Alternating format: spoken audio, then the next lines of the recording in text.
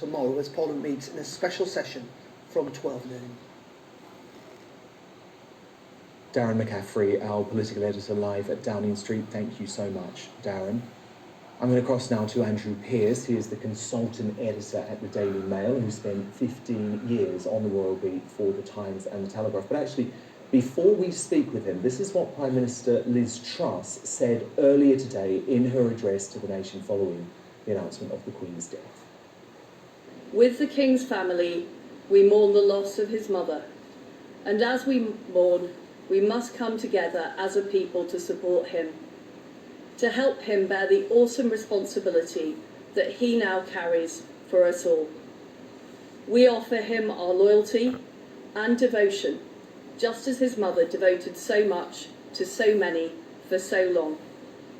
And with the passing of the second Elizabethan age, we usher in a new era in the magnificent history of our great country, exactly as Her Majesty would have wished, by saying the words, "God save the King."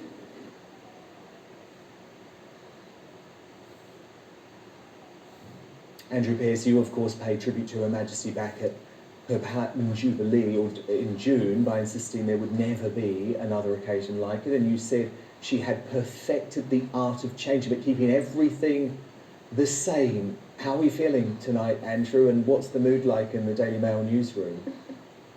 You know, Dan, I completely agree with Christine Hamilton. We just thought she'd go on forever, and it's heartbreaking she's gone. Look, she's 96, an extraordinary innings.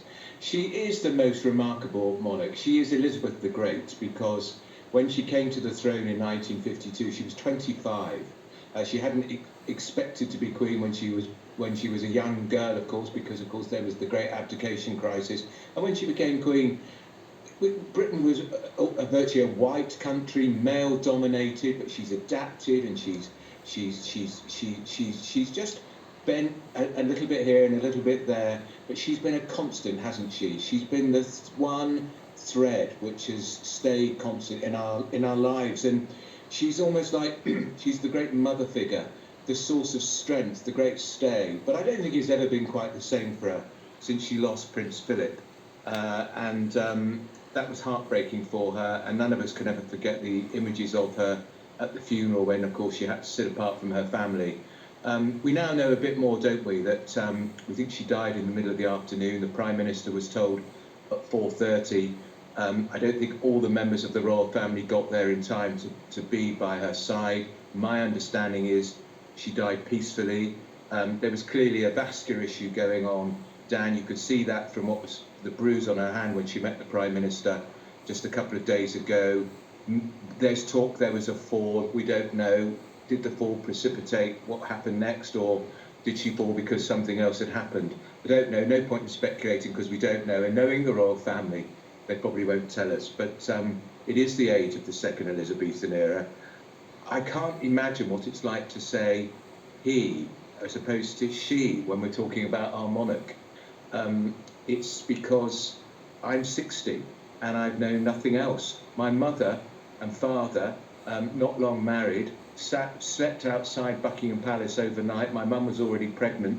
For the coronation, they caught one brief glimpse of a silver coach as it dashed by. My mother said it was one of the most memorable moments in her life. That's the impact she's had on so many of us. And look at the people queuing outside Buckingham Palace and at Balmoral. It's pouring with rain, but we're British, and we're going to do the right thing by our wonderful monarch, who's no longer with us. And I was at Buckingham Palace earlier, Andrew. I can tell you it is every age, it is every ethnicity, it is every class. And I think it's so important that you mention that transformational nature of the Queen, because she oversaw the transition from the British Empire to the Commonwealth. Actually, that was fraught with difficulty.